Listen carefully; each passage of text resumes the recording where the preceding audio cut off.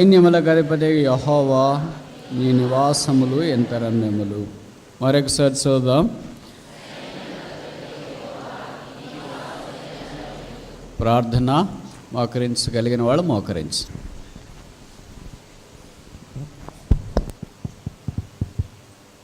ప్రేమగల తండ్రి యేసుక్రీస్తు ప్రభువారి నమ్మకమైన నిజమైన నిత్యమైన నామమున బేతనియా ప్రార్థనా మందిర ఆధ్వర్యములో ఈ స్థలములో ఏర్పాటు చేయబడిన ప్రత్యేక కూడికలను బట్టి మీకు స్తోత్రములు. ఈ స్థలాన్ని 3 దినాల కూడిక కొరకై మాకు దయతో స్పేర్ చేసిన మేనేజ్మెంట్ కొరకు ప్రార్థిస్తున్నాం. వారిని ఆశీర్వదించి దీవించుము.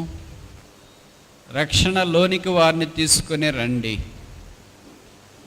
ఈ ఏర్పాట్ల విషయమై స్థానిక సంఘ సేవకులు, సోదరుడు అహరోను కుటుంబము, బాధ్యత వహించేవారు, సంఘము, చుట్టుపక్కల అనుబంధ సంఘాలు, సమీప దూర ప్రాంతాల నుండి వచ్చిన దేవుని ప్రజలు ప్రార్థించి ప్రయాసపడి ఏర్పాట్లో పాలుపుచ్చుకోవటానికి మీరు చూపిన దయను బట్టి మీకు స్తోత్రములు.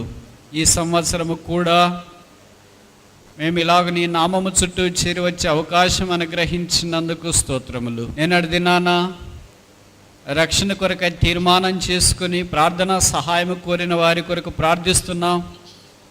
వారి తీర్మానములో నిలిచిండినట్లు సహాయం చేయండి. ఇది నన్ను ఉదయం కూడా కొంతమంది ఆ విషయంలో ముందుకు రావటానికి సహాయం చేసినారు, మీకు స్తోత్రాలు. సువార్త విషయంలో మీరు చూపిన మేలు ఉపకారముల కొరకై మీకు స్తోత్రములు. కొంతమంది తిరిగి వారి స్థలాలకు బయలుదేరి వెళ్ళారు. వారికి క్షేమకరమైన ప్రయాణం మీరు అనుగ్రహించుము. వారి స్థలాలకు సురక్షితంగా చేర్చబడి మిమ్మల్ని స్తుతించినట్లు సహాయం చేయము. వారు పొందిన మేలు ఆత్మ సంబంధమైన ఆశీర్వాదము తలంచినప్పుడు వారి హృదయాలు మండుచుడునట్లు చేయము. లూకా 24 ప్రకారం యేసు తానే వచ్చి వారితో కూడా నడిచిన వాక్యము వారి విషయంలో కూడా నెరవేర్చాలని మేము ప్రార్థిస్తున్నాం. ఈ రాత్రి మరొకసారి దుప్పి నీటి వాగుల కొరకు ఆశపడుచున్నట్లు మా ప్రాణముని మీ కొరకు ఆశపడుచున్నది. దాసుడు తన యజమాని వైపు చూచినట్లు, దాసిరాలు తన యజమానిరాలు చేతుల తట్టు చూచున్నట్లు మీ నుండి సహాయం పొందు పర్యంతము మా కన్నులు మీ వైపు చూస్తున్నాయి. మీరే కరుణించి సహాయం చేసి మా కర తీర్చుట కొరకై దిగి రమ్మని ప్రార్థిస్తున్నా. రకరకాల అవసరతలు అక్కర కలిగిన మీ ప్రజలు ఇక్కడికి చేరి వచ్చారు. మీరు తప్ప వారిని ఎవరూ తృప్తిపరచలేరు. మీరే నిత్య జీవపు మాటలు కల దేవుడవు కనుక అందరి హృదయం ఎరిగిన దేవుడవు.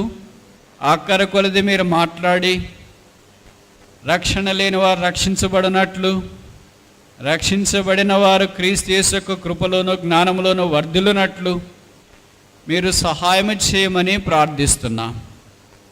నీ నా మహిమ కొరకు మేము జీవించి విస్తరించి వ్యాపించుటలో మీరు మాకు సహాయం చేయండి.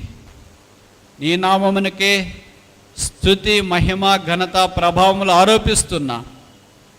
మీరే సమస్త కార్యములు చే శక్తిమంతుడని, నీ ఉద్దేశములు లయము కావని, నీ ఏర్పాటులో మమ్మల్ని ఉంచుకొని నడిపించే దేవుడు అని వందనములు చెల్లిస్తున్నాం. కనబడని విభాగాల్లో పనిచేస్తున్న వారిని మీరు జ్ఞాపం చేసుకుని ఆశీర్వదించి దీవించుము.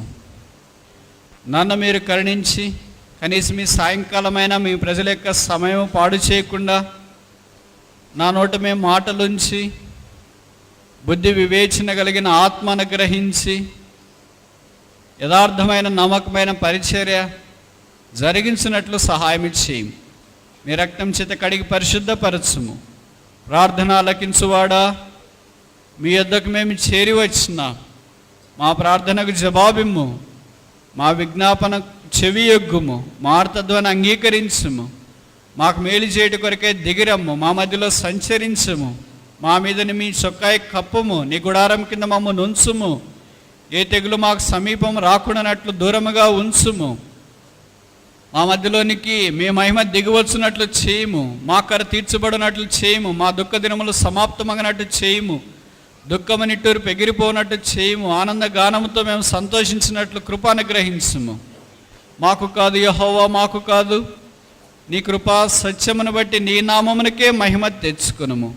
వందనములు చెల్లిస్తూ యేసు ప్రభు వారి పరిశుద్ధమైన పావన పుణ్య నామమున స్తుతించి ప్రార్థిస్తున్నాము తండ్రి, ఆమేన్. దేవుని నివాస స్థలము అనే గంభీరమైన మాటను గురించి కొన్ని సంగతులు మనం ఆలోచించడానికి ఆరంభించున్నాం. మనిషిని యొక్క నివాస స్థలాన్ని బట్టి ఆ మనిషిని యొక్క భౌతికమైన స్థానం ఏంటో గుర్తించట సహజమే. ప్రపంచంలో చాలా విలువైన నివాస స్థలాలు ఉన్నాయి. అందులో భారతదేశంలో ఆసియాలోనే ఒక పెద్ద విలువైన నివాస స్థలం ఉంది. ఆ నివాస స్థలమే ముఖేష్ అంబానీ బాంబే నగరములో అరేబియా సముద్రము ముఖ కేంద్రం వైపు కట్టిన అట్టాలియా. ఆయన కట్టిన ఇంటి పేరు, తన నివాస గృహం అది. దాదాపు 27 అంతస్తులు, 400 మంది పనివారు ఆయన ఇంట్లో పనిచేస్తూ ఉన్నారు. ఆ ఇంటిని బట్టి, అంతస్తుల స్థాయిని బట్టి ఎంత గొప్పవారో ఇలాగే లోకానికి కనబడుతుంది. ఒక సామాన్యమైన వ్యాపారవేత్త అంత అందమైన ఇంటిని నివాస స్థలముగా చేసుకోవటానికి ఇష్టపడితే, రాజులకు రాజు, ప్రభులకు ప్రభువు, భూపతులకు అధిపతి, ఆది సంభూతుడైన దేవుడు ఎవడను సమీపింపరాని మహామహిమల అమరత్వము కలిగి నిత్యము సత్యవంతుడైన, అద్వితీయ, నమ్మకమైన, సత్యసాక్షి అయిన, లోక రక్షకుడైన యేసుక్రీస్తు ప్రభువారి యొక్క నివాస స్థలము మానవ జ్ఞానము గ్రహించగలిగినంత, నోరు వివరించగలిగినంత రమ్యత కలిగిందని అనుకోవడం బహుశా ఆశ్చర్యమేమో. అందుకే దేవుని నివాస స్థలం మానవ ఊహకు, జ్ఞానమునకు మించినది. ఆయన నివాస స్థలానికి సంబంధించిన కొన్ని సంగతులు మనం అర్థం చేసుకుని ఆ ప్రకారంగా జీవించుట కొరకై దేవుడు తన వాక్యాన్ని మన చేతిలో ఉంచినాడన్న సంగతి నాకంటే మీకు బాగా పరిచయం. అదే నిన్న ఈ దినం ఉదయకాలము వాక్యమును ఆధారం చేసుకొని మనం నేర్చుకోవటానికి ఆరంభించున్నాం. ఇంతవరకు బహుశా నిన్నటి దినాన, ఈ దినాన పాత నిబంధనలోని సంగతులే మనం ఎక్కువగా ఆలోచించున్నాం.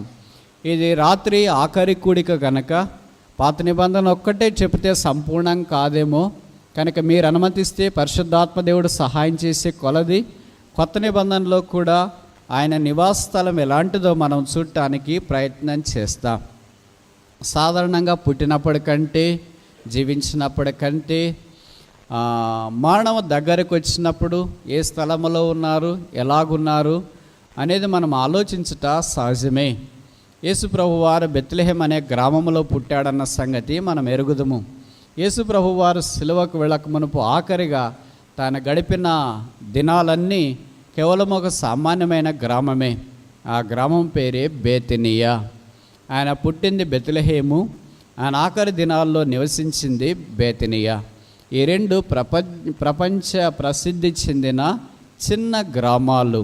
దేవుడు పుట్టేటప్పటికి చిన్న గ్రామాన్ని ఎన్నుకున్నాడు. అలాగే దేవుడు ఈ లోకాన్ని విడిచిపెట్టి వెళ్ళే సందర్భంలో కూడా చిన్న గ్రామాన్ని ఎన్నుకున్నాడు. ఈ బేతనియా అంటే అర్థం హౌస్ ఆఫ్ ప్రాస్పరిటీ అని ఒకళ్ళు అన్నారు, ఇంకోళ్ళు హౌస్ ఆఫ్ పవర్టీ అని ఒకళ్ళు అన్నారు. హౌస్ ఆఫ్ పవర్టీ అంటే పేద ఇల్లు, హౌస్ ఆఫ్ ప్రాస్పరిటీ అంటే ధనవంతుల ఇల్లు అని అర్థం. మరి రెండిట్లో ఏది కరెక్టు? పేదవాని ఇల్లు అనేది కరెక్టా, ధనవంతుల ఇల్లు అనేది కరెక్టా? రెండూ కరెక్టే. పేదవాని ఇల్లు ఎప్పుడంటే యేసు ప్రభు లేనప్పుడు, ధనవంతుల ఇల్లు ఎప్పుడంటే ఆ ఇంటిలోకి యేసు ప్రభు వారు వచ్చినప్పుడు. యేసు ప్రభు వెలపట ప్రతి మానవుడు అలాంటి ఆత్మ సంబంధమైన పేదరికంలోనే ఉన్నాడు. యేసు ప్రభులో మాత్రమే ఆ మానవుడు ధనవంతుడు అన్న సంగతి బైబిల్ సెలవిస్తున్నది.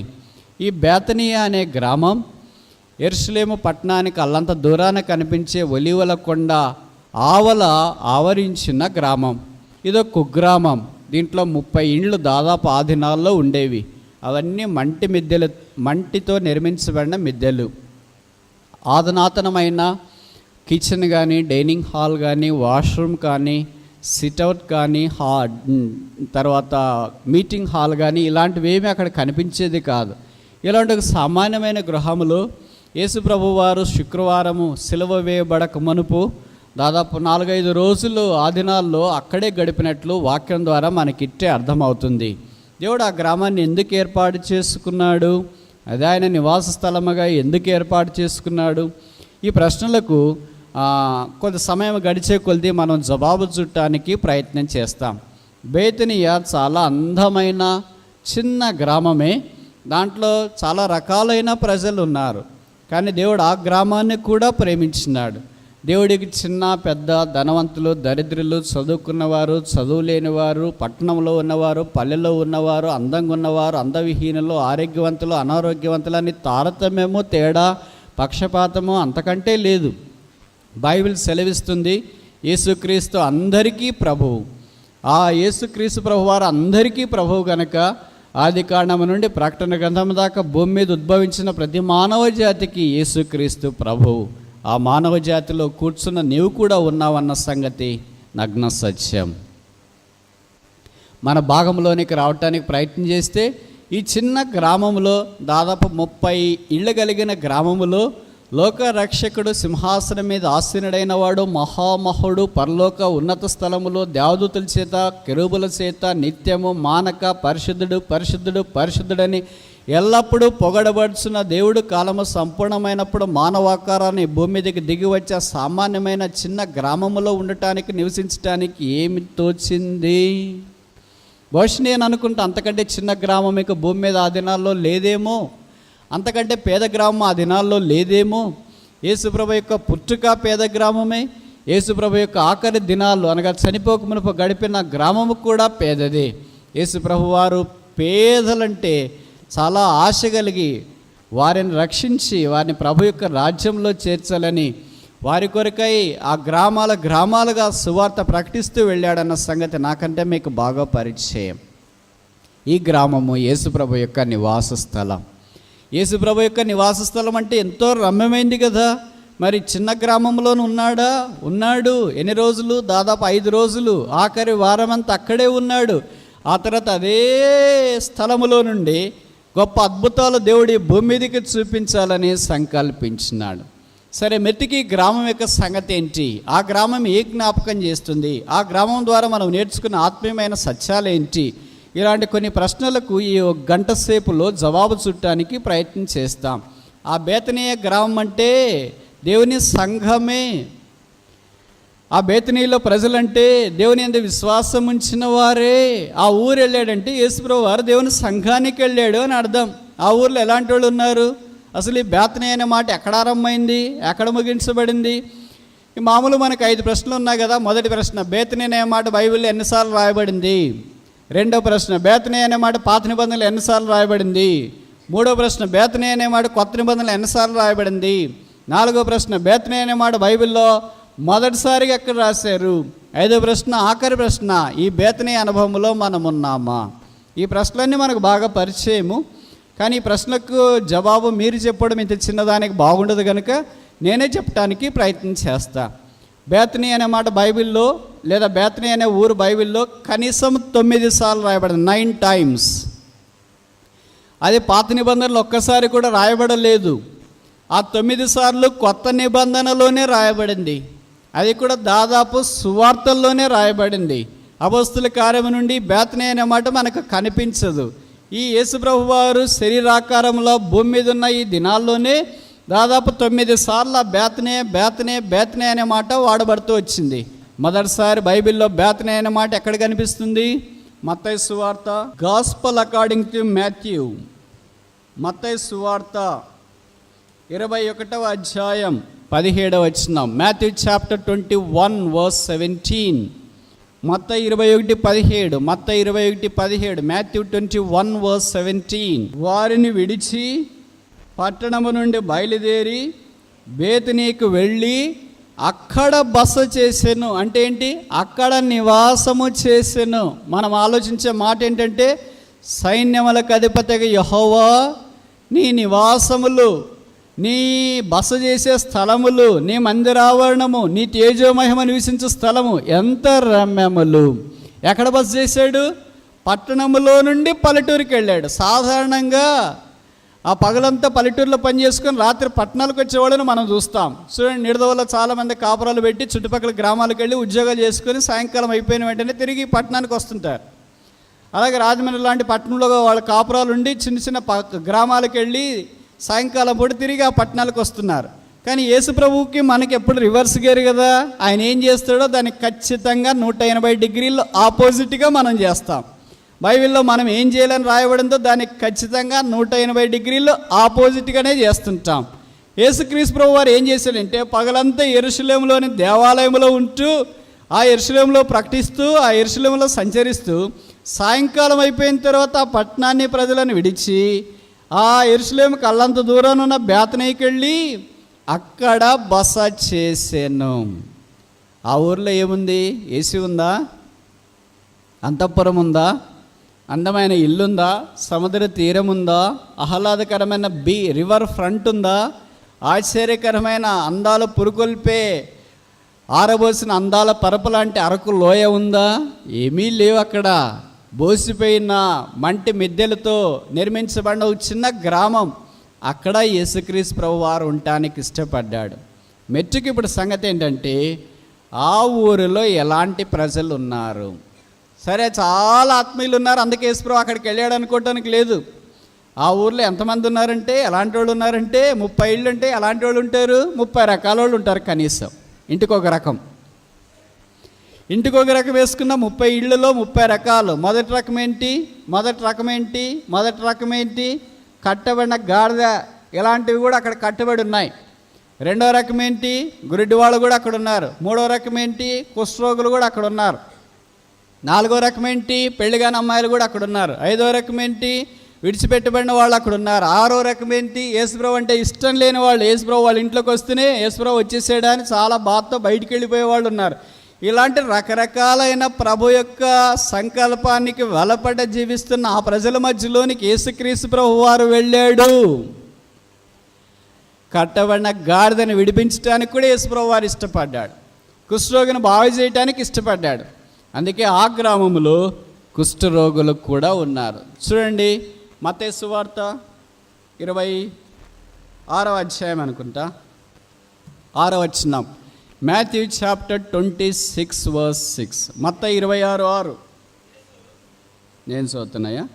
యేసు బేతనీలో కుష్ఠరోగైన సీమోను ఇంట ఉన్నప్పుడు. బేతనీలో ఎవరున్నారు? కుష్ఠరోగులు ఉన్నారు. బేతనీ అనే మాట బైబిల్లో 21వ అధ్యాయం మత్తయి సువార్తలో కనిపించినప్పుడు యేసుతోనే కనిపిస్తుంది. అలాగే ఆఖరిగా ఈ బేతనీ అనే మాట బైబిల్లో రాయబడిన సందర్భం లూకా సువార్త 24:50. సందర్భం నేను చెప్తున్నా, యోహాను సువార్తలో కూడా ఈ మాట ఉంది, కానీ సందర్భం లూకా 24:50. Luke gospel according to doctor Luke chapter 24 verse 50. లూకా 24:50. ఆయన అనగా యేసు బేతనీ వరకు వారిని తీసుకొని పోయి చేతులెత్తి వారిని ఆశీర్వదించను. కనుక బేతనీ అనే మాట యేసు ప్రభువుతో ఆరంభమవుతుంది, యేసు ప్రభువుతోనే ముగించబడుతుంది.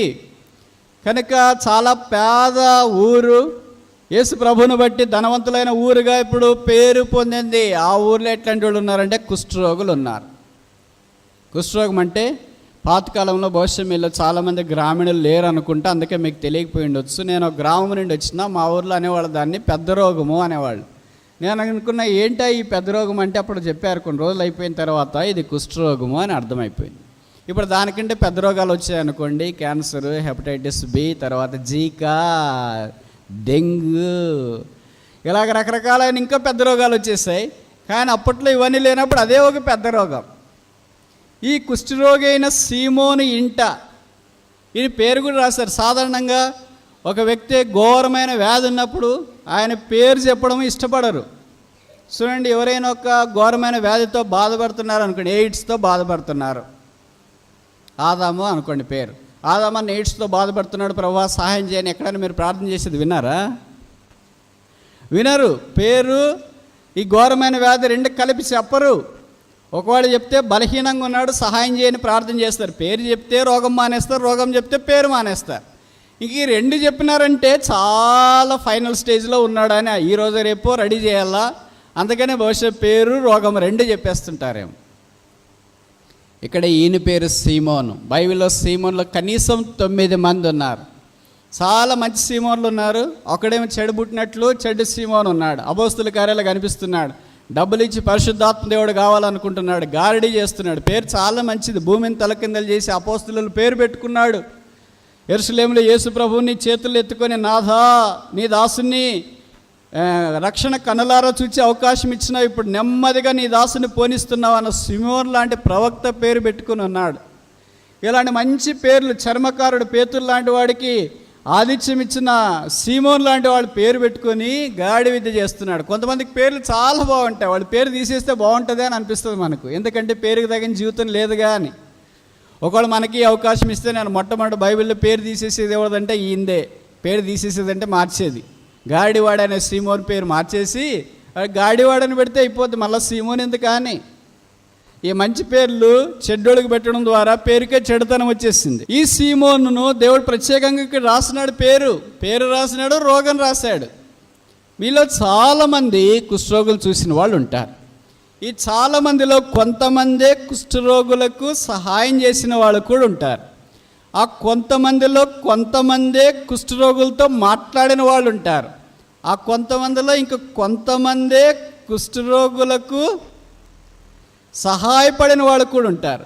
ఈ కొంతమందిలో ఇంక కొంతమందే వారికి యేసుప్రభుని గురించి కూడా చెప్పింటారు. కానీ నేను ఇక్కడ ఖచ్చితంగా చెప్పగలను, కుష్ఠరోగులు చూసిన మీలో కొంతమంది వాళ్ళ ఇంటికి ఎన్నడూ వెళ్ళలేదు.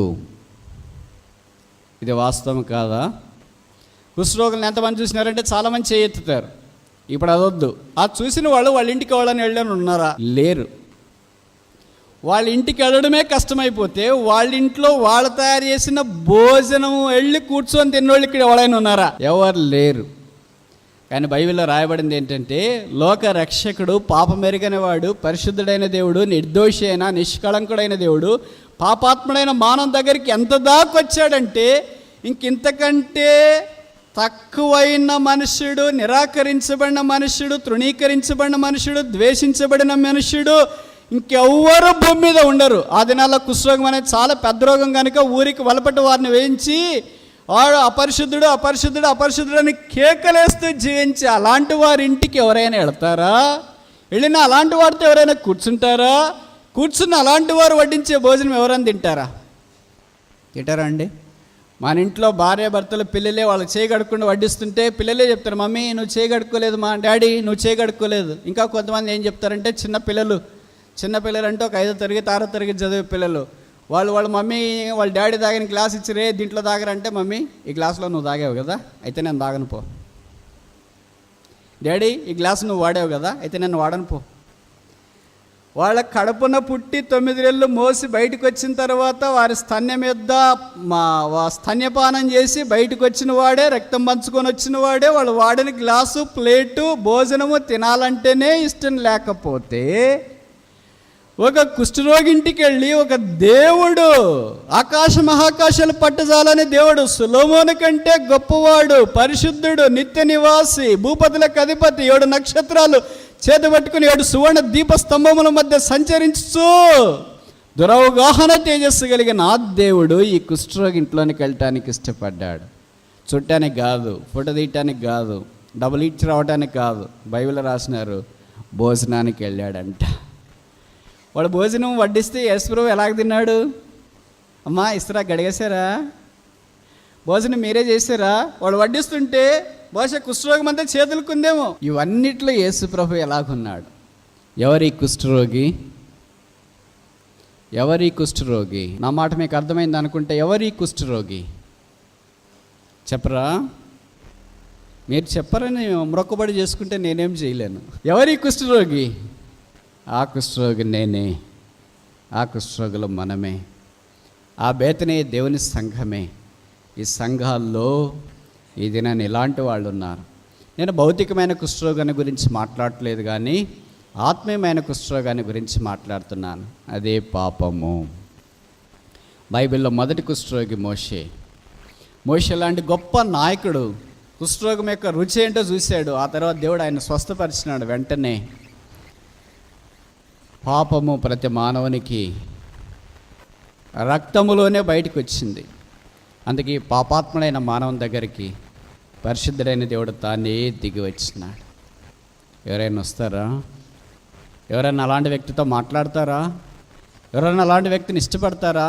అందంగా, ఆరోగ్యంగా, చాలా చక్కగా ఉన్నవారంటే రెండు బ్రదర్ కూర్చుందిరండి, భోంచేసారా, తినండి, మీరు మా దగ్గరికి ఎప్పుడు రావట్లేదేంటి, మేము కనిపించట్లేదేంటి, మమ్మల్ని మర్చిపోయారేంటి, మేము ఎట్ట కనిపిస్తాంలేండి, ఇలాగ మాట్లాడతాం. కానీ అందవిహీనంగా అనారోగ్యంగా ఉన్నారనుకో, అన్నా ప్రైజ్లాడని వస్తే ఉన్నాడు, కొద్దిసేపు ఆగండి, మళ్ళీ నేను తర్వాత వస్తానులే అని వెళ్తా. ఇది మానవ నైజం. కానీ ఇక్కడ ఒక దేవుడు ఉన్నాడు, పరలోకపు దేవుడు, పాపము లేని దేవుడు, పాపం ఎరగని దేవుడు, పాపిని ప్రేమించే దేవుడు, పాపికి క్షమాపణ ఇచ్చే దేవుడు, పాపి కొరకే ప్రాణం పెట్టడానికి ఇష్టపడిన దేవుడు. ఆయన పేరు యేసు ప్రభువారు. ఆయన పరలోకం నుండి భూమి మీదకి దిగి వచ్చింది అంతఃపురంలో జీవించడానికి కాదు, ఒక కుష్ఠరోగి దగ్గర తను తాను ఐక్యపరచుకొని తన ప్రేమేమో వెల్లడి చేయడానికి ఇష్టపడ్డాడు. చరిత్ర ఏం చెప్తుందంటే, ఈ కుష్ఠరోగి ఆ తర్వాత యేసుప్రభు మీద విశ్వాసం ఉంచినాడంట. కుష్ఠరోగం బాగైందంట. ఆ బేతనీ అనే ఊర్లో ఉన్న సంఘంలో ఒక ఎల్డర్ అయ్యాడంట. కల్వరి ప్రేమ, క్రీస్తు ప్రేమ, నిరాకరించబడిన వారిని అంగీకరించే ప్రేమ, అదే యేసుప్రభు యొక్క ప్రేమ. ఈ రాత్రి ఇక్కడ అలాంటి వాళ్ళు ఎవరైనా కూర్చున్నారేమో, నా దగ్గరికి దేవుడు వస్తాడా, నన్ను పలకరిస్తాడా, నాతో మాట్లాడతాడా, నాకు సహాయం చేస్తాడా? బేతనీలో వేరే వాళ్ళ ఇంటిని గురించి అనగా మరే మార్త లాజరు వాళ్ళ ఇంటిని తప్ప ఇంక ఈ కుష్ఠరోగి ఇంటిని గురించి మాత్రమే ఇక్కడ రాశారు. దేవుని ప్రేమ ఎంత దొడ్డది. యేసుప్రభు వారు బేతనీలో బస చేయటానికి, నివాసం చేయటానికి వెళ్ళాడు. కారణం ఏంటంటే అక్కడ కుష్ఠరోగులు ఉన్నారు, వారిని బాగు చేయాలి, వెలివేయాలి కాదు, త్రోసివేయాలి కాదు, నిరాకరించాలి కాదు. ఇది నా దేవుడు తన సంఘంలో సంచారం చేస్తున్న ఉద్దేశం ఏంటంటే, పాపిని నెట్టివేయాల, త్రోసివేయాల, తలపువేయాల, హౌస్ఫుల్ అని చెప్పడానికి కాదు. ఆ పాప దగ్గరికి వచ్చి ఆ పాపిని క్షమించి, కరుణించి, సమకూర్చి, రక్షించి, పాప క్షమాపణ, మారు మనస్సు అనుగ్రహించి ఆ పాపికి పరలోక రాజ్యము ప్రవేశించడానికి తానే మార్గమై ఉన్నాడని తెలియచేసి, ఒప్పింపజేసి, ఆయన రక్తం చేత కడిగి, పరిశుద్ధపరిచి, అంగీకరించి, స్వీకరించి, ఆత్మీయునిగా తయారు చేసి, తన రూపంలోనికి మార్చి, తనతో పాటు సదాకాలం తన రాజ్యంలో, తన సింహాసనం మీద తన కిరీటం అనుగ్రహించి కూర్చుండి పెట్టాలనే దేవుని అనాథకాల సంకల్పం ఎంత దొడ్డది.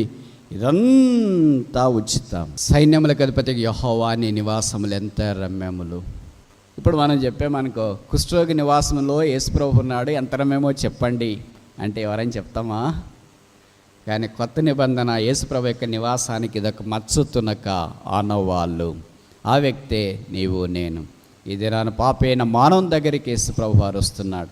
ప్రభువైన యేసునందు విశ్వాసం ఉంచుము, అప్పుడు నీవును నీ ఇంటి వారును రక్షింపబడుదురు. ఇప్పుడు దాకా మనం చూసినాం, ఈ బేతనీలో కట్టబడిన గాడిద లాంటి వాళ్ళు ఉన్నారు, దాన్ని విడిపించినాడు. కుష్ఠరోగంతో బాధపడుతున్న సీమోను ఉన్నాడు, ఆయన స్వస్థపరిచినాడు.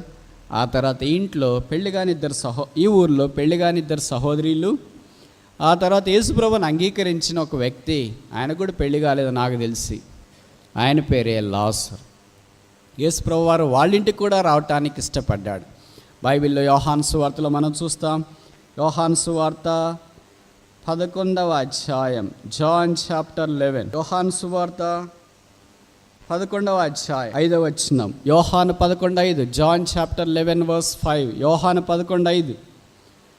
యేసు మార్తను, ఆమె సహోదరిని లాజరును ప్రేమించెను. అతడు రోగి ఉన్నాడని యేసు వినినప్పుడు తానున్న చోటనే ఇంకా 2 దినములు నిలిచెను. ఆ తర్వాత లాజరు చనిపోయాడు. ఇప్పుడు యేసుప్రభు అక్కడికి వచ్చినాడు. This is the miracle of miracle. This is the miracle of miracles took place in a place called Bethany. బైబిల్లో చాలా అద్భుతాలు ఉన్నాయి. అద్భుతాల్లో అద్భుతం యేసుప్రభు యొక్క పునరుత్థానం తర్వాత. యేసుప్రభుని మినహాయిస్తే బైబిల్లో రాయబడిన అద్భుతాలు చాలా ఉన్నాయి, మనందరికీ బాగా పరిచయం. రోగాలు బాగా కావడం కానీ, తర్వాత సముద్రము పాయలుగా చేయబడడం కానీ, యోర్దాను ఏకరాశిగా నిలబడడం కానీ, 40 సంవత్సరాలు ఇశ్రాయేలు నడిపించబడినప్పుడు దేవుడు వాడిని కాపాడడం కానీ, మన్నా కురిపించడం కానీ, నీళ్లు వాళ్ళకి దయచేయడం కానీ, దేవుని యొక్క అద్భుతాలు, ఆశ్చర్యకార్యాలు, షద్రక్, మేషక్, అబేద్నెగోలు అగ్నిగుండంలో నుండి బయటికి రావడం, దానియేలు సింహబోన్లో నుండి బయటికి రావడం, ఇంక ఇలాంటి అద్భుతాలు మనం ఎన్ని బైబిల్లో చదివినా ఈ అద్భుతాలన్నిటికంటే అద్భుతం ఏంటంటే చనిపోయిన మానవుడు 4 రోజులు సమాధిలో ఉన్నవాడు తిరిగి లేచినాడు. ఈ అద్భుతం ఎక్కడ చేశాడు? యెరూషలేములో కాదు, కపెర్నహూములో కాదు, పెద్ద పాపులర్ అయిన ఊర్లో కాదు, పాపులర్ అయిన ఇంట్లో కాదు. The miracle of miracles in the Bible was took place in a remote village, in a despised family. ఒక నిరాకరించబడిన కుటుంబములో, ఒక తృణీకరించిన గ్రామములో, బైబిల్ అంతట్లో ఉన్న అద్భుతాల్లో గొప్ప అద్భుతం దేవుడు ఇక్కడ చేశాడు. మొదటి రోజు, 2వ రోజు, 3వ రోజు రావచ్చుగా, 4వ రోజు ఎందుకు వచ్చాడు? 5వ రోజు రావచ్చుగా, 6వ రోజు రావచ్చుగా, ఎందుకు 4వ రోజే వచ్చాడు? 3వ రోజు రావచ్చుగా, ఎలాగో చనిపోయినాడు. 1వ రోజైనా 2వ రోజైనా 3వ రోజైనా ఒకటే. అక్కడ సంగతి 4వ రోజు ఎందుకు యేసుప్రభు వారు ఆ సమాధి దగ్గరికి వచ్చినాడు, ఎందుకు 4వ రోజు లేపాడంటే, ఆ దినాల్లో వారికి ఉన్న సాంప్రదాయం ఏంటంటే ముఖ్యంగా అది బేతనియా యెరూషలేము యొక్క కార్పొరేషన్లోకి వస్తుంది, లేదా మున్సిపాలిటీలోకి వస్తుంది. ఇక్కడ మున్సిపాలిటీ వాళ్ళు ఏం చేసేవాళ్ళు అంటే, ఒక మనిషి చనిపోయిన తర్వాత సమాధి చేస్తే 3 దినాలు చూసి 4వ దినాన డెత్ సర్టిఫికేట్ ఇష్యూ చేసేవాళ్ళు. నేను చెప్పే మాట మీకు అర్థమవుతుంది అనుకుంటా. ఒక మనిషి చనిపోయిన తర్వాత మళ్ళీ లేస్తాడేమో అని వాళ్ళకి అనుమానం. అందుకనే మొదటి రోజు, 2వ రోజు, 3వ రోజు చూసి 3 రోజులుగా లేకపోతే ఇప్పుడు 4వ రోజు పలానా వ్యక్తి చనిపోయినాడని డెత్ సర్టిఫికేట్, మరణ ధృవీకరణ పత్రము విడుదల చేసేవాళ్ళు. ఆ డెత్ సర్టిఫికేట్ ఒకసారి బయటకు వస్తే ఇంకా ఆ వ్యక్తి చనిపోయినాడు కనుక ప్రజాసంఖ్యలో నుండి ఆయన పేరు తీసేసేవాళ్ళు. లాజరు పేరు కూడా ప్రజాసంఖ్యలో నుండి తీసివేయడానికి అనుకూలంగా యెరూషలేము మున్సిపాలిటీ వాళ్ళు 4వ రోజు డెత్ సర్టిఫికెట్ విడుదల చేసినారు. ఆ విడుదల చేసిన తర్వాత యేసుక్రీస్తు ప్రభువు వారు ఇప్పుడు బేతనియాలోనికి వచ్చినాడు. ప్రజలు అనుకున్నారు ఇంకేముంది, అంత అయిపోయింది, డెత్ సర్టిఫికెటే రిలీజ్ చేస్తే ఇంకెలాగ బతికిస్తాడు, ఇంకెలాగ చేస్తాడు అని అనుకుంటున్నారు. అందుకే మరే మార్త చాలా విశ్వాసమునులు కూడా, ప్రభువా నువ్వు ముందు వచ్చింది మా తమ్ముడు బతికిండేవాడే అని అన్నారు. అంటే 4 రోజులు అయిపోయింది కదా, ఇంక డెత్ సర్టిఫికేట్ ఇష్యూ చేసేసారు, ఇదిగో పెట్టుకున్నాం. Can death certificate stop resurrection of Lazarus? యెరూషలేము మున్సిపాలిటీ వాళ్ళు విడుదల చేసిన మరణపత్రం అనేది యేసుక్రీస్తు ప్రభువు వారు లాజరును సమాధిలో నుండి లేపడం ఆపగలదు? మనుషుని యొక్క శాసనము దేవుని యొక్క ఆశ్చర్యకార్యాన్ని ఆపగలదు? మనుషుని యొక్క సంతకం దేవుని యొక్క అనాదికాల ఏర్పాటును మార్చగలదు? మార్చజాలదంటానికి ఇది రుజువు. అందుకే యేసుప్రభు అక్కడికి వచ్చినాడు. కొంతమంది బైబిల్ పండితుల అభిప్రాయం ఏంటంటే, వాళ్ళు తీసుకెళ్ళి యేసుప్రభు వారికి అది డెత్ సర్టిఫికేట్ చూపించినారంట. ఇదిగో యెరూషలేము మున్సిపాలిటీ వాళ్ళు ఇచ్చేసారండి, లాజరు చనిపోయాడని, చూడండి ఒకసారి అని. యేసుప్రభు అన్నాడంట, నేనేం చూడాల్సిన పని లేదంటే పక్కన పేతులు లాంటి వాళ్ళు ఉంటారు కదా అడిగి ప్రధానికి, ఆయన చూసేసాడు. ప్రభు ఇచ్చేసారు, మీరు చూసారు లేదు, ఇచ్చేసారు, ఆ పక్కన వాళ్ళంతా ఇచ్చేసారని చెప్తున్నారు. యేసుప్రభు వస్తుంటే వాళ్ళకి అపనమ్మకంతో అక్కడికి వచ్చినారు. ఇంకేదో కాదని లేక, ఆయన దగ్గర లేకపోతే మళ్ళీ ఏమైపోతుందో అని లేక అక్కడికి వచ్చినారు. యేసుప్రభు అక్కడికి వచ్చినాడు, సమాధిని చూచినాడు. బైబిల్లో రాయబడింది, జీసస్ వెప్ట్, యేసు కన్నీళ్లు విడిచాను. యేసు బెత్లెహేములో కన్నీళ్ళు విడిచినట్టు బైబిల్లో రాయబడలేదు. ఒక్క యెరూషలేమును మాత్రమే దాన్ని చూచి సంతాపపడి ఏడ్చి, యెరూషలేము యొక్క దుస్థితిని చూసి ఏడ్చాడు. ఇక్కడికి వచ్చినప్పుడైతే సమాధి యొక్క స్థితిని చూసి యేసు ప్రభు ఏడ్చినాడు. యేసు ప్రభు ఒక మానవుని కొరకు ఏడుస్తాడా? దేవుడు మనుషుని కొరకు ఏడుస్తాడా? మనం ఎవరైనా చనిపోయినప్పుడు వెళ్తుంటాం కదా, చాలామంది వెళ్తుంటారు, కార్యక్రమాలు అంటే భూస్థాపన కార్యక్రమాలు చేస్తుంటారు. కానీ వాళ్ళ కళ్ళలో నీళ్ళు రావు. ఎందుకని? అటాచ్మెంట్ లేదు, వాళ్ళెవరో వాళ్ళకి తెలియదు. ఇంకా కొంతమంది ఆత్మీయులు ఏమనుకుంటారంటే, ఏడిస్తే పాపం. యేసుప్రభు కంటే ఆత్మీయులు ఇక్కడ ఎవరైనా ఉన్నారా? ఉంటారు. మన సహవాసంలో అట్లాంటి వాళ్ళు ఎక్కువ. వాళ్ళు యేసుప్రభుకి ఈ దినాల్లో ఉంటే నేర్పించింటారు, ప్రభు అట్లా ఏడ్చకూడదు, ఏమనుకుంటున్నావు నువ్వు ఇక్కడ, నువ్వు ఏడిస్తే ఎట్లా, ఇది ఆత్మీయత కాదే అని ఈ దినాల్లో ఉండింటే ఆయన ఏడ్చమని బయటికి తీసుకొని వచ్చింటారు. యేసుప్రభువే లాజరు సమాధి దగ్గరికి వెళ్ళి ఏడుస్తుంటే, ఇప్పుడు ఎవరైనా ప్రియమైన వారు, పరిచయమైన వారు, బంధువులు, రక్త సంబంధికులు చనిపోతే నువ్వు ఏడ్చొద్దన్నా, ఏం ఆత్మీయత మీరు ఏడుస్తున్నారేంటి? ఇన్ని రోజులు ఇదేనా మీరు నేర్చుకునేది? ఎవరు నేర్పించినారు? మీరే. అందుకనే వాళ్ళు ఏడుస్తున్నారు. మనకు ప్రియమైన వారు చనిపోయినప్పుడు వారి మనల్ని ఎడబాస్తున్నారు శారీరకంగానే, మనకు గుర్తొచ్చి ఏడవడము బైబిల్ ప్రకారం కరెక్ట్. యేసు ప్రభు చేసిన కార్యం ఇది. పాత నిబంధనలో దావీదు చేసినాడు. అబ్షాలోము చనిపోయినప్పుడు, నా కుమారుడా అబ్షాలోమా, నీకు బదులుగా నేను చనిపోయింటే ఎంత బాగుండు.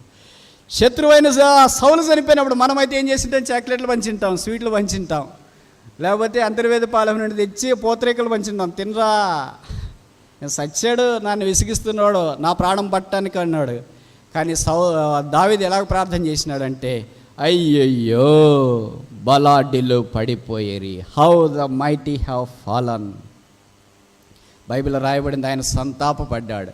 దావీదు కంటే ఆత్మీయులు ఇక్కడ ఉన్నారా? చెప్పరేంటి? యేసుప్రభు కంటే ఆత్మీయులు ఇక్కడ ఉన్నారా? చెప్పరేంటి? దీని అర్థం ఏంటంటే, మనం వాళ్ళంత ఆత్మీయులం కాదు, ఆత్మీయంగా ఉన్నోళ్ళని కూడా మనం శారీరకంగా లాగేస్తున్నాం. ఇప్పుడు నేను చెప్పాలనుకున్న సంగతి ఏంటంటే, యేసు ప్రభువు లాజరు యొక్క సమాధిని చూచి, మరియ మార్తలున్న గాయాన్ని చూచి ఆయన కన్నీళ్ళు విడిచినాడు. ఒక దేవుడు మానవుని కొరకు ఏడుస్తాడా? మానవుడే మానవుని కొరకు ఏడవలేడు.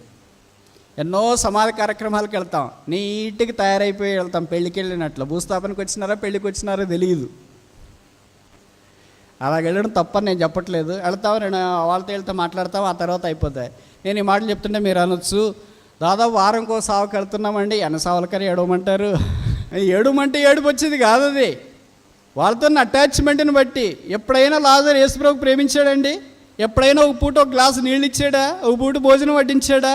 ఒక పూట ప్రభువా మీరు అక్కడ వెళ్తున్నారు, నేను కూడా అలా అక్కడ దాకా వస్తాను, మీతో మాట్లాడటానికి వచ్చాడండి? బైబిల్లో నాకు తెలిసి ఎప్పుడు రాలేదు, అలాంటి పరిచయం చేయలేదు. మనకి ఎవరైనా పరిచయం చేసిన వాళ్ళు బహుశా ఇలాంటి ఆపదలో ఉంటే మనకి ఏడుపు వస్తుందేమో, కానీ పరిచర్య చేయని వాడికి, దూరంగా ఉన్నవాడికి, తప్పించుకొని తిరుగుతున్న వాడికి, యేసుప్రభుని నమ్మని వాడికి, ఎరగని వాడి దగ్గరికి వచ్చి ఎవరైనా ఏడుస్తారండి? ఇదే దేవుని ప్రేమ. అయ్యో చనిపోయాడే, ఎరగకుండా చనిపోయాడు. నేను అనుకుంటే ఎందుకు యేసుప్రభు అక్కడ ఏడ్చాడంటే, నాకు సేవ చేయలేదని ఏడవలేదు యేసుప్రభు వారు. ఈ రక్షణలోనికి రాకుండా, నన్ను ఎరగకుండా, నా యందు విశ్వాసం ఉంచకుండా, నమ్మకుండా చనిపోయాడే. ఒకవేళ ఇలాగే సమాధిలో ఉంటే నరకానికి వెళ్తాడే.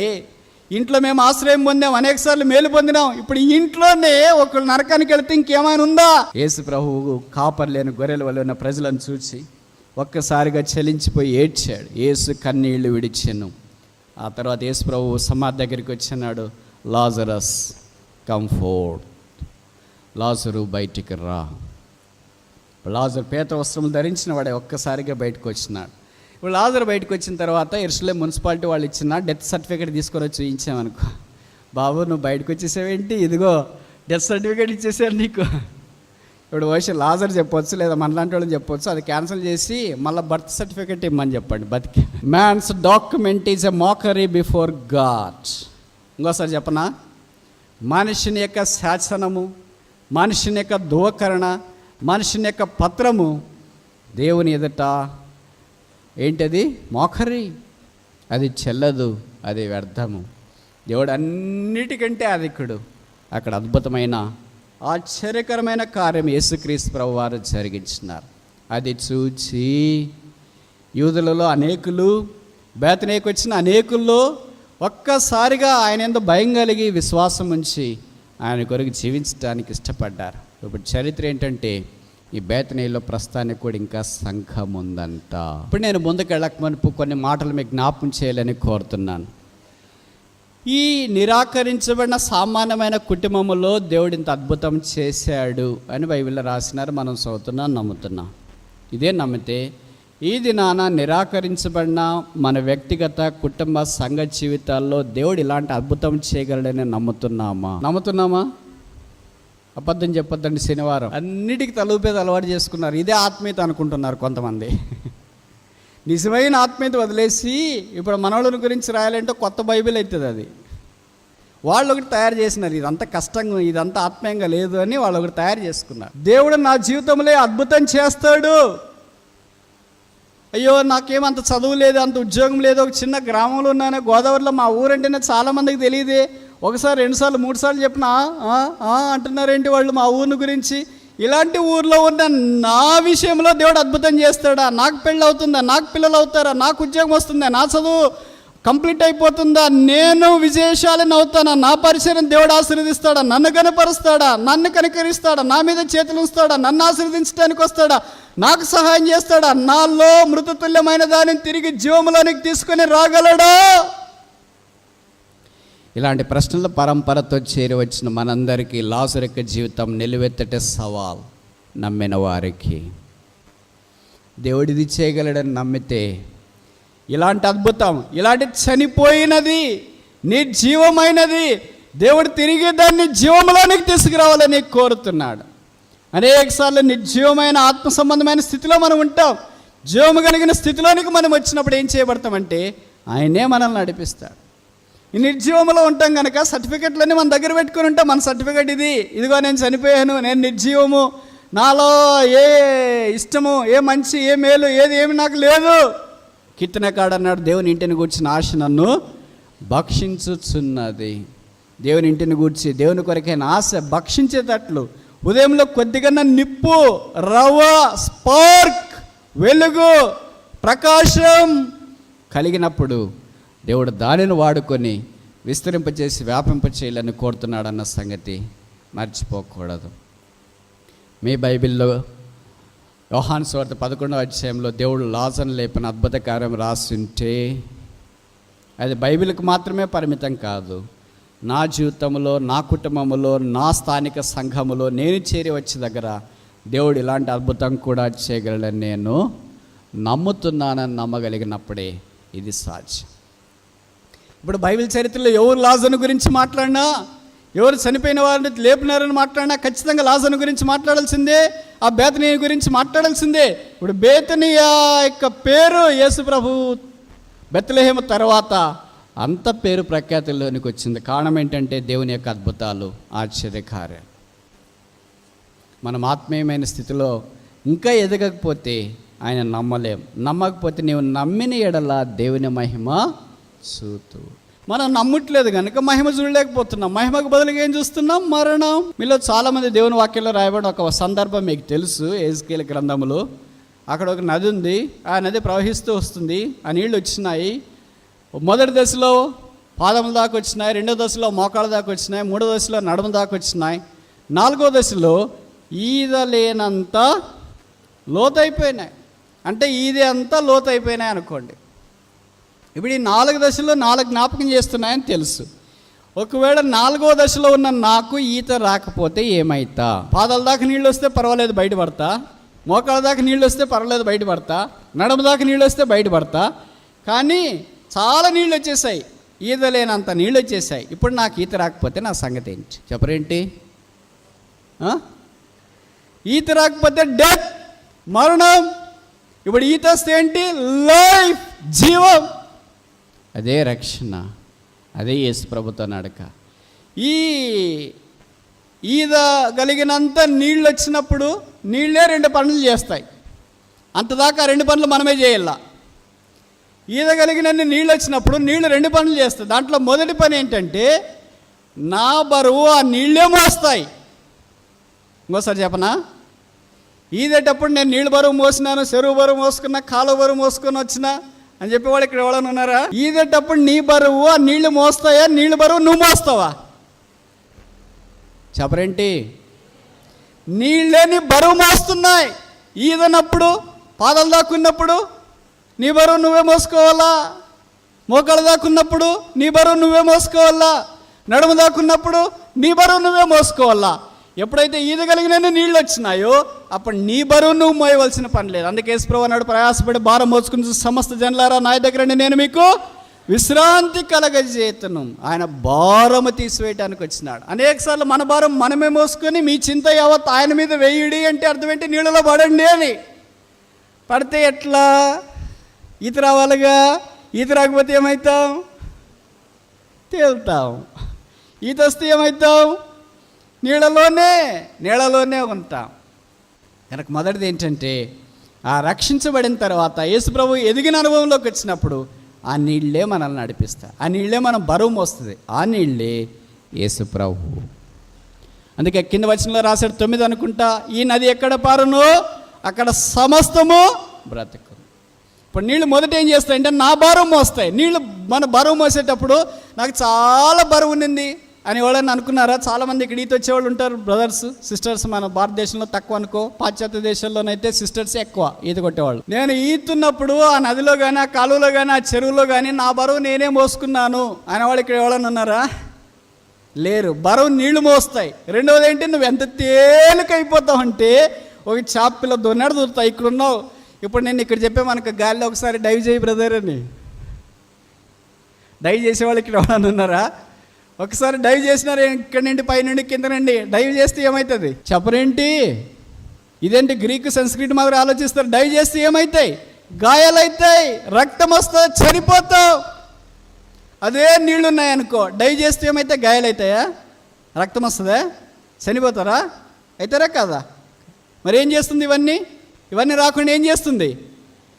నీళ్ళు నీకు భద్రత అనుగ్రహిస్తుంది. ఈ నీళ్ళే మనల్ని నడిపిస్తాయి. ఇప్పుడు నువ్వు ఎక్కడికి వెళ్ళాలనేది, ఎడమవైపు వెళ్ళాలా, కుడివైపు వెళ్ళాలా, ఒడ్డుకి వెళ్ళాలా, పక్కకి వెళ్ళాలని ఊరికే నువ్వు చిన్న డైరెక్షన్ ఆ వైపు వెళ్ళటానికి ఒక్కసారి చేతుల కాళ్ళు అలాగంటే నీళ్ళు నిన్ను అలాగే తీసుకుని వెళ్తూ ఉంటాయి. నీళ్ళు ప్రవాహమే. మొదటిది నీళ్ళు నిన్ను మోస్తున్నాయి, రెండవది నీళ్ళు నిన్ను నడిపిస్తున్నాయి. ఆయన యేసుప్రభు. అంతదాకా మనం రానంత దాకా మన బరువు మనమే మోసుకోవాలా, మనల్ని మనమే నడిపించుకోవాలి. ఎప్పటిదాకా? మొదటి 3 దశలు, పాదాల దాకా, మోకాళ్ళ దాకా, నడుమ దాకా వచ్చే ఆత్మీయమైన స్థితిలో ఉన్నంత దాకా మన సమస్యలు మనకే, మన ప్రాబ్లమ్స్ మనకే, మన పోరాటం మనకే, మన యుద్ధం మనకే, ఇవన్నీ మనమే భరిస్తున్నాం. అందుకనే మన జీవితం ఏమవుతుందంటే మనకి భారమైపోతుంది. ఇంక నేను బతకలేను, ఇంక నా చేత కాదు, ఇంక నా వల్ల కాదు, నేను అసలు ఈ సమస్యలు భరించలేను, ఈ పోరాటం భరించలేను. ఇంకా కొంతమంది ఏమంటామంటే విసిగిపోయి, ప్రభువా నన్ను తీసుకుంటావా, తీసుకోవాలన్నా? ఈ మాటలు అనేవాళ్ళు కొంతమంది ఇక్కడ కూర్చున్నారు. నేను తేలిగ్గా నవ్వుతా చెప్పట్లేదు, కానీ వాళ్ళ హృదయంలో భారం ఎక్కువైపోయినప్పుడు, జీవితం మీద విరక్తి వచ్చినప్పుడు, నిరాశ నిస్పృహలకు గురైపోయినప్పుడు వారి జీవితం వారికి భారం అవుతుంది, వారి శరీరం వారికి భారం అవుతుంది, వారి బతుకు వారికే భారం అవుతుంది. కనుక వాళ్ళకి జీవించాలని ఇష్టం ఉండదు. అందుకే ప్రభువా నన్ను తీసుకో. ప్రభు అన్నాడు, నీ భారం నువ్వు భరిస్తున్నావు కనుక నీకు అలాగ అనిపిస్తుంది. ఒకసారి నీళ్ళలో దొక్కుపోయావా అంటే ఆత్మహత్య కొరకు కాదు, మళ్ళీ మీరు వేరుగా అనుకోవద్దండి. నేను భరిస్తాను కదా, నేనే ఆ నీళ్ళు కదా, నేను భరిస్తా, నా వద్దకు రండి. అనేకసార్లు మనం అలాగ రాలేక, ప్రభు యొక్క సంపూర్ణతను అనుభవించలేక మనం నష్టపోతున్నాం అన్న సంగతి ఎరుగుదాం. ఈ రాత్రి ఈ బేతనీ అనుభవం మనకు సవాలు. దేవుడు మన జీవితంలో కూడా ఒక అద్భుతం చేయాలని కోరుతున్నాడు.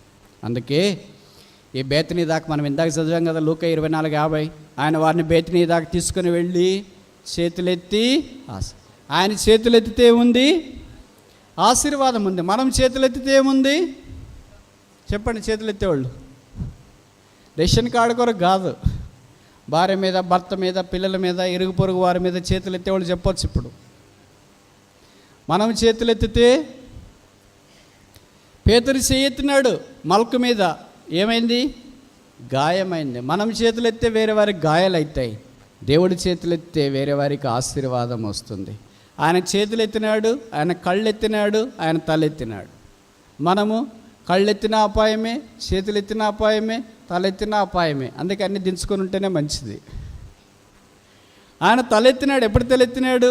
యోహాను సువార్తలో మనం చూస్తాం, పాపం చేత పట్టబడిన ఒక స్త్రీని తీసుకొని వచ్చినప్పుడు ఆయన వంగి నేల మీద ఏమో రాయిచుండాను. ఆ తర్వాత కొద్దిసేపు అయిపోయిన తర్వాత బైబిల్లో రాయబడింది, ఆయన తల ఎత్తి చూచి, అమ్మా ఎవరును నీకు శిక్ష విధి.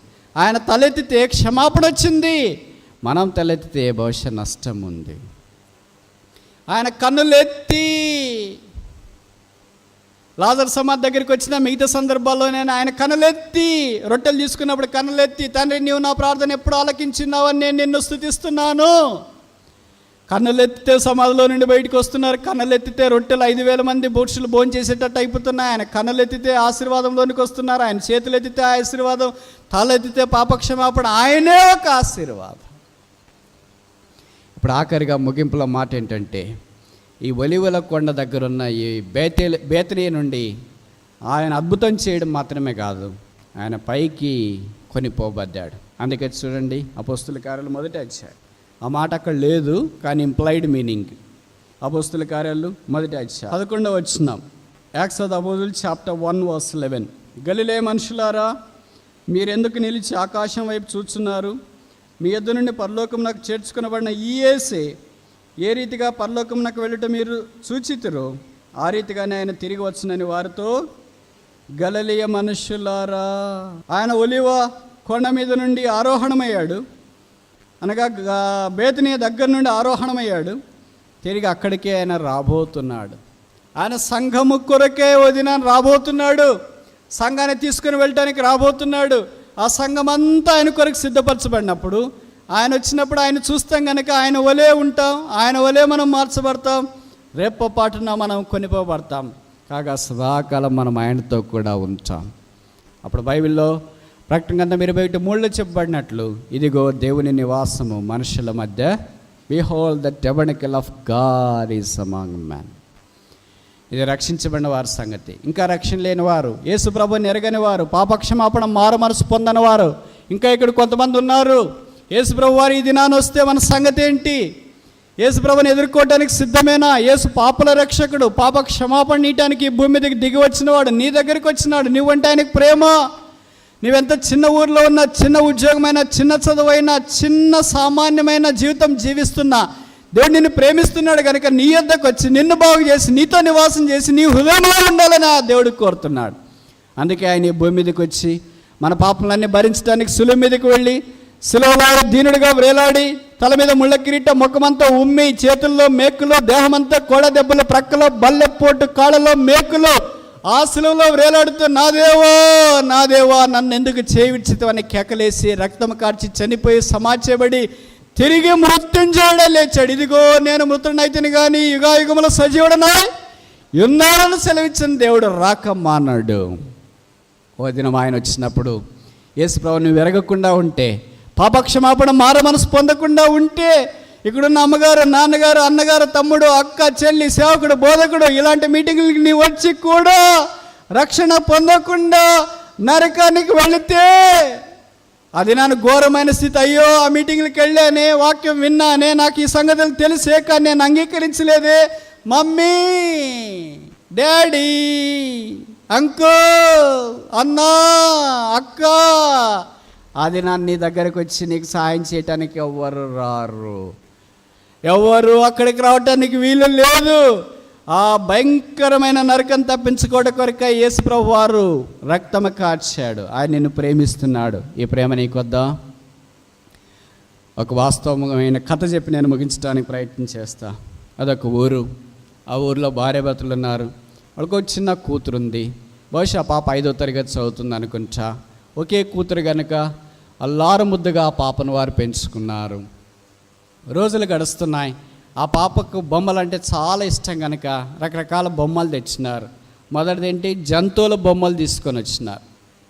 జంతువులు అంటే మీలో చాలామందికి తెలుసు. సింహము, పులి, ఏనుగు, జిరాఫీ, నక్క, కుక్క, పిల్లి, ఇవన్నీ, ఎలక, ఇవన్నీ జంతువుల బొమ్మలు తెచ్చినారు. బొమ్మలు అంటే పిచ్చి కనుక ప్రతి బొమ్మ చూడాలి, ప్రతి బొమ్మ తన దగ్గర ఉండాలని ఆశించేది. ఆ తర్వాత ఇంకా కొన్ని రోజులకి ఏం చేశారంటే పక్షుల బొమ్మలు అన్నీ తెచ్చినారు. పక్షుల బొమ్మలు అంటే పక్షిరాజు, పావురము, తర్వాత చిలుక, గోరింక, ఇలాంటి పక్షుల బొమ్మలు అన్నీ తెచ్చినారు. ఆ బొమ్మలు చూసి ఆనంది. కొన్ని రోజుల తర్వాత ఫ్రూట్స్ బొమ్మలు అన్నీ తెచ్చినారు. ఇంక కొన్ని రోజుల తర్వాత ఇంకేంటి, ఫ్లవర్స్, పుష్పాల బొమ్మలన్నీ తీసుకుని వచ్చినాయి. ఈ బొమ్మలన్నీ సంతోషంగా ఆనందంగా ఉంది. ఇంకా కొన్ని రోజుల తర్వాత ఒక అమ్మాయి అబ్బాయి బొమ్మలు లాంటివి కూడా చిన్న చిన్న బొమ్మలన్నీ తీసుకొని వచ్చినారు. ఆ బొమ్మలన్నీ పెట్టుకొని సరదాగా ఆడుతూ తన బాల్యం వెల్లడి చేస్తుంది. వదినాన్న వాళ్ళ చిన్న అన్న, అంటే ఈ వైపు మీరు బాబాయ్ అంటారు కదా, వాళ్ళ నాన్నగారు తమ్ముడు వచ్చినాడు ఆ ఇంటికి. ఆ పాప ఉదయాన్నే లేచి హాల్లో కూర్చొని బొమ్మలతో ఆడుకుంటూ ఉంటే వాళ్ళ బాబాయ్ ఆ సోఫాలో కూర్చొని ఆ పాప ఆడేదంతా చూశాడు. ఆయన సంతోషం పట్టుకోలేక, ఆ ముద్దు మురిపే పట్టుకోలేక ఒకసారిగా ఆ పాపను అడిగాడు, అమ్మాయి ఏమంటారు ఇక్కడ, అమ్ములు అంటారా, ఈ బొమ్మలన్నీ నీకంటే ఇష్టమా? చాలా ఇష్టం. అప్పుడు అన్నాడంట, of all these dolls which doll you like most? ఈ బొమ్మలన్నిట్లో నీకు ఏ బొమ్మ అంటే ఇష్టము? జంతువుల బొమ్మలు ఇష్టమా? పక్షుల బొమ్మలు ఇష్టమా? ఒక అమ్మాయి అబ్బాయి బొమ్మలు చిన్న చిన్నవి ఉన్నాయి కదా, ఆ బొమ్మలు అంటే ఇష్టమా? ఇంకేం బొమ్మలు అంటే ఇష్టమని చెప్తారు. మనమైతే నెమలి బొమ్మ ఇష్టము, సీతాకోక చిలుక ఇష్టము, పక్షిరాజు అంటే ఇష్టము, బహుశా ఇలాగా పావురం అంటే ఇష్టం, ఇలాగ రకరకాలు చెప్పిండేదేమో. ఆ పాప అయితే ఒక చిన్న అమ్మాయి బొమ్మ తీసుకొని ఈ బొమ్మ అంటే నాకు చాలా ఇష్టము అని చెప్పిందంట. ఈ బొమ్మ అంటే నీకు చాలా ఇష్టమా? ఈ బొమ్మ అంటే ఎందుకు నీకు అంత చాలా ఇష్టము? ఈ బొమ్మకు తల మీద వెంట్రుకలు లేవు, చెయ్యి సరిగ్గా పని చేయట్లేదు, ఒక ముక్కు లేదు, ఒక చెవి తెగిపోయింది, ఒక పెదవి కట్ అయిపోయింది, కాళ్ళు సరిగ్గా లేవు, దీనికి ఫ్రాక్ కూడా సరిగ్గా లేదు, దీనికి వెనక ముందు సరిగైన మంచి బట్టలు లేవు. ఈ బొమ్మలన్నింటిలోకింటే ఈ బొమ్మ చాలా అందవిహీనంగా అనిపిస్తుంది. దీనికంటే పక్కన ఇంకా మంచి బొమ్మలు ఉన్నాయి కదా, దానికి తల మీద వెంట్రుకలు ఉన్నాయి, చేతులు బాగున్నాయి, కాళ్ళు బాగున్నాయి, చెవులు బాగున్నాయి, ముక్కు బాగున్నాయి, అన్నీ బాగున్నాయి. ఆ బొమ్మ ఎందుకు నువ్వు తీసుకోకూడదు? ఇదే నీకెందుకు ఇష్టము?